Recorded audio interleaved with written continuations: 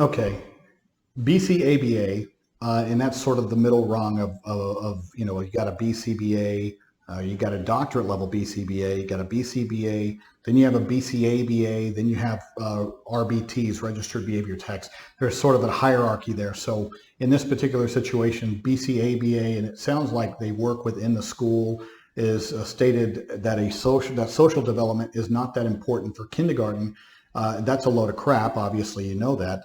This goes against everything I've been told, and yes, of course, because this person obviously works within the school system. At least I'm saying obvious because that's what it looks like by reading the rest of the scenario, and that they have other behavior analysts, which those behavior analysts have to oversee the BCABA.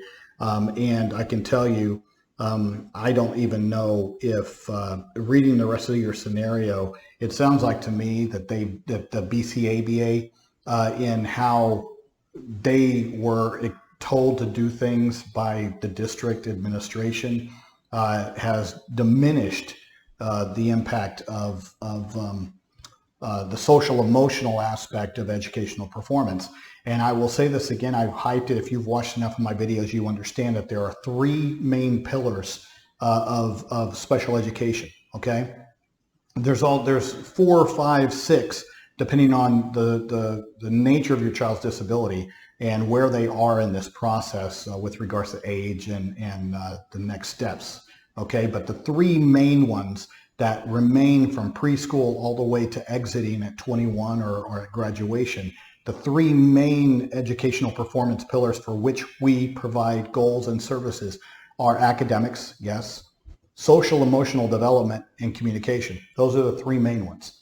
One is no more important than the other, okay? Schools tend to emphasize academics, but I can tell you right now that social emotional development and communication directly influence and impacts academics. And it tends to be a huge impediment to academic progress in so many respects, even to the point that we even have an entire side section with regards to dealing with behavior if it impedes your child's learning or impacts other children's learning. Behavior fits into the realm of social emotional development. So you see where, you know, that's a big figment of whoever's imagination within the public education realm, to where saying that that's diminished at a kindergarten level is an absolute bald-faced lie, as it will be more academic focus and not social interaction will be at a minimum. And I can tell you right now that might be accurate because things within public education have changed so much that they've really diminished the importance of social emotional development. I remember years ago, you know, they'd sit there and say, you know, the homeschool kids are weird because they don't have social and emotional development like we do in public school. And I can tell you, fast forward, there's very little social emotional development within public schools, in my viewpoint, that's positive, that's channeled, that's geared.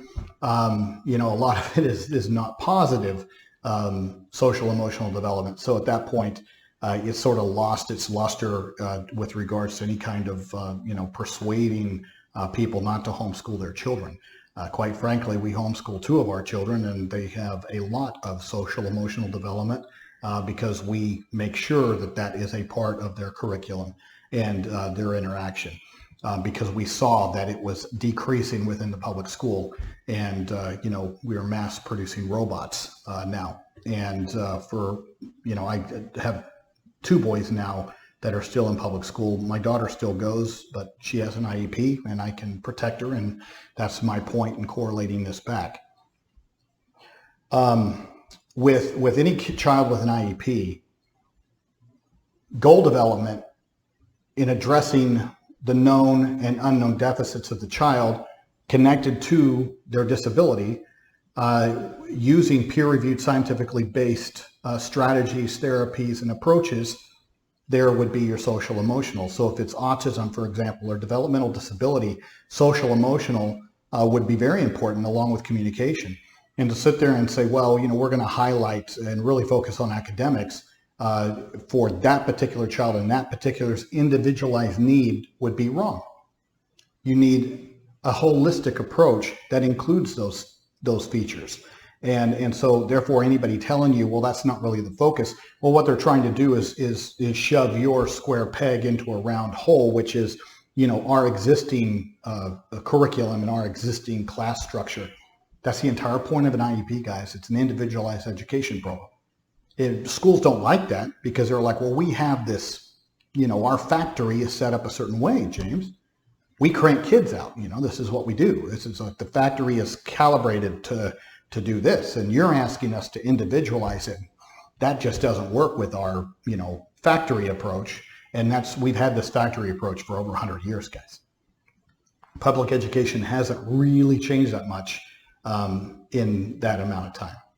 And we're doing it wrong in many, many ways.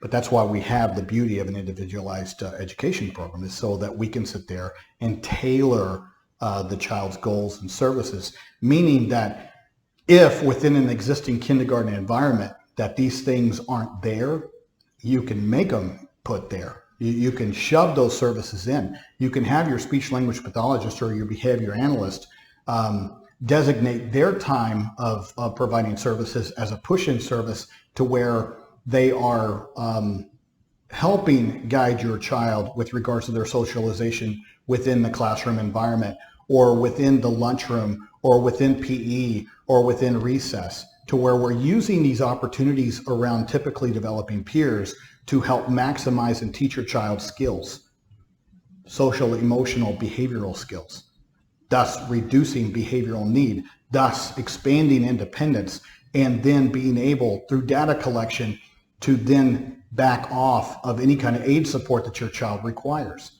But the staff working with your child must understand those deficits. They need to be trained to competency by the behavior analyst on your child's plan to individualize it. So this whole thing of, well, we don't do it that way. I get so sick of hearing that within the public school, get sick of hearing it.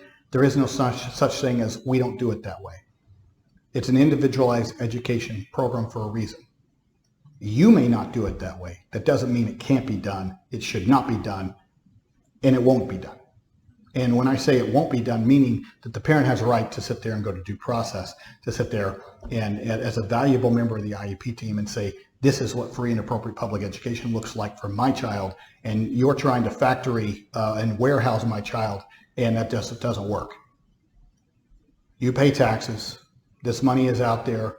It is there to support your child, and to have your child be provided the same opportunities in a different way than their typically developing peers or siblings.